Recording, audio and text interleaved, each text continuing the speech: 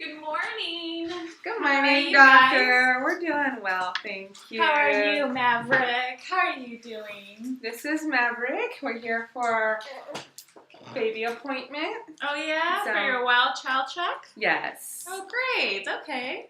So we're going to be doing some immunizations. Okay. Vaccines. What? Well, there's a couple of them, but one of the main ones would be polio. Wait, polio?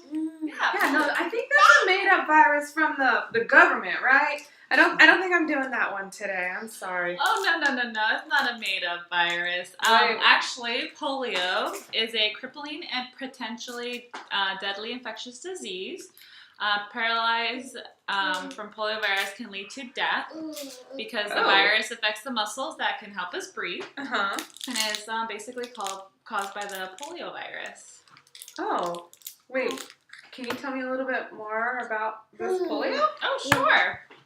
So in 1916, New York experienced the first large epidemic in the United States with more than 9,000 cases and 2,343 deaths. So nationwide, there were 27,000 cases and 6,000 deaths. That's a lot. Yeah, in 1988, polio affected 350,000 children every single year, including in Europe and the United States. It's a horrific disease that can cause irreversible paralysis and even death. With immunization, polio cases have decreased over 99% since 1988. Wow, that's crazy, but that's a lot of deaths. It's a lot of kids, too. Yeah. So, yeah, that's why they've developed the vaccine for polio. How do I know if my kid has polio? Well, about 1 in 4 people with poliovirus infection will have flu-like symptoms. So that can include a fever, sore throat, tiredness, nausea, headache, stomachache. These symptoms last, usually 2 to 5 days.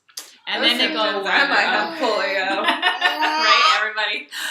But a smaller portion of people with poliovirus infection will develop other more serious because it affects the brain and the spinal cord.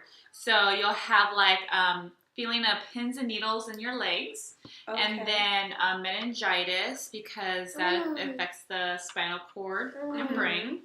And that occurs in about 1 out of 25 people with an infection. Pretty large percentage. Kind of is if you really think about it. And you can also, like I said earlier, be paralyzed from it, so you can't move parts of your body. So weakness in the arms, legs, or even both. And this occurs about 1 out of 200 people with the infection. So this is what causes that paralysis, is what causes you to not breathe, and that's how you die. Which is why it's a deadly infection. Oh gosh, that sounds crazy.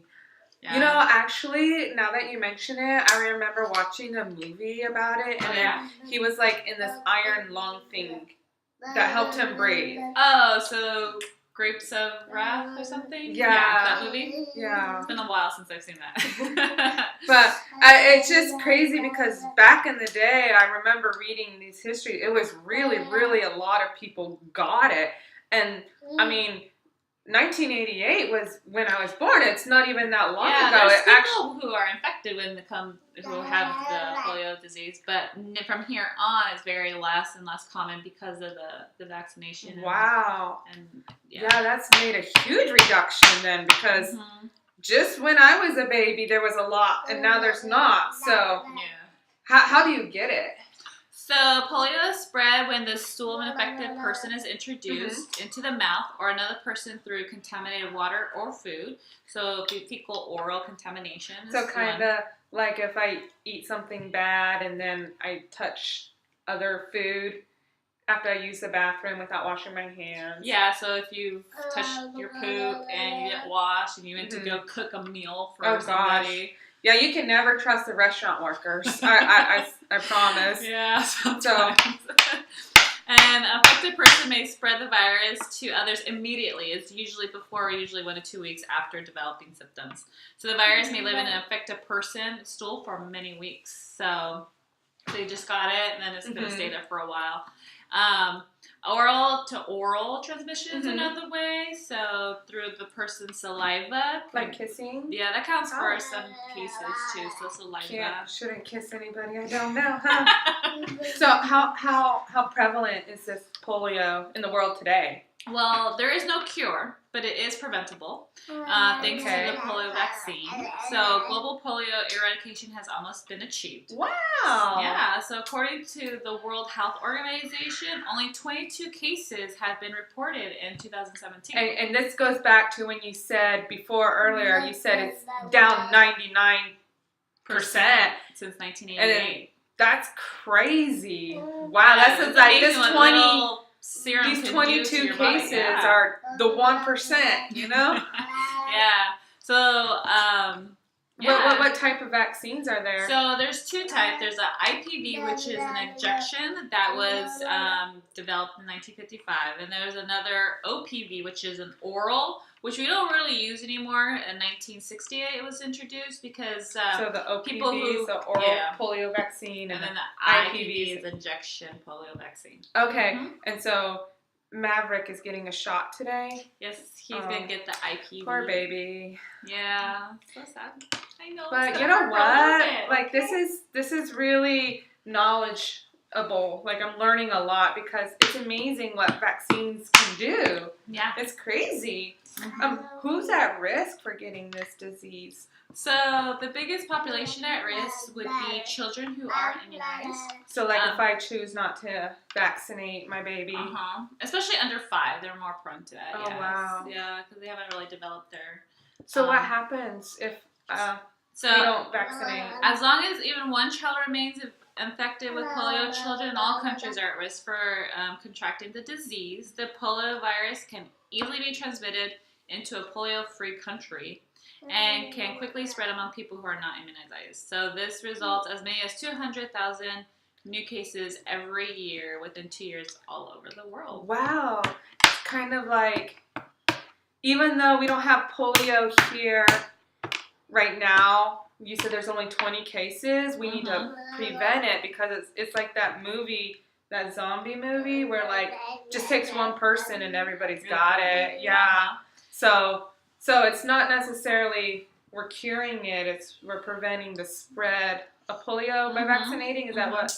Yeah, and there's actually in 2017 only 3 countries usually haven't been eradicated. So it's Nigeria, Pakistan, and Afghanistan. Oh, really? So just if I travel to these countries, what tests are done and I get this polio virus, what tests can be done to see if I have it or not? So the most sensitive method that is used is virus isolation. And how do they do that? So virus isolated in culture is the most sensitive method to diagnose poliovirus infection.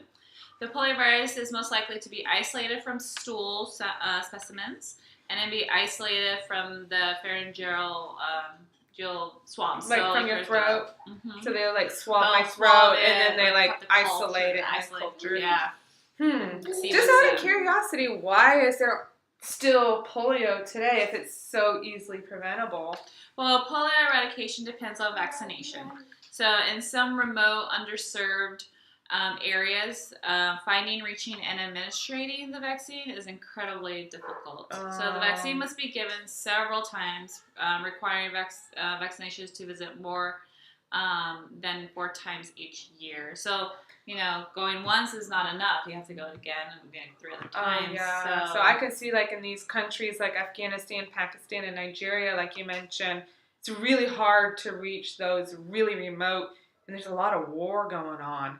Yeah, so those who are refugees and who are fleeing the countries, to get those, that's pretty much impossible sometimes, Is there any cultural, because I know here in Orange County there's this huge resistance to vaccines, so I hear a lot of don't vaccinate, we're just spreading false information. And there's a lot of cultural resistance to vaccinations.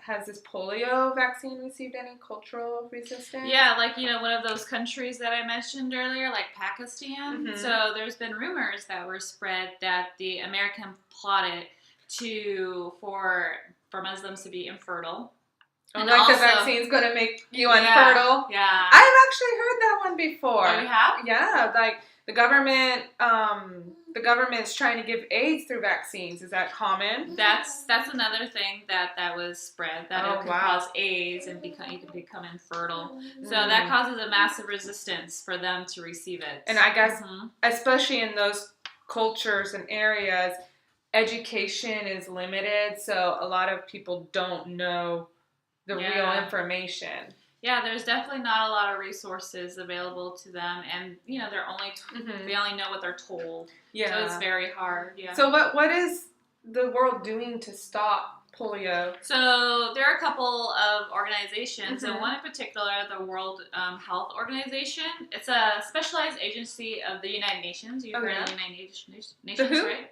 Yeah. So it is concerned with international public health. Okay. So they actually started a polio eradication and endgame strategic plan in 2013 through 2017. So their hopes with that there will be a polio-free world by 2012. And then they do that by they go out and contain the disease when it's reported. They protect the population that's around it. And any kind of new reintroduction that's anywhere, they would go and respond quickly to that. Sounds like everybody's on top of it. Thank you for all this knowledge and for teaching me. And I think I will make the choice to vaccinate today. Oh, good. Thank you for this information. You're welcome.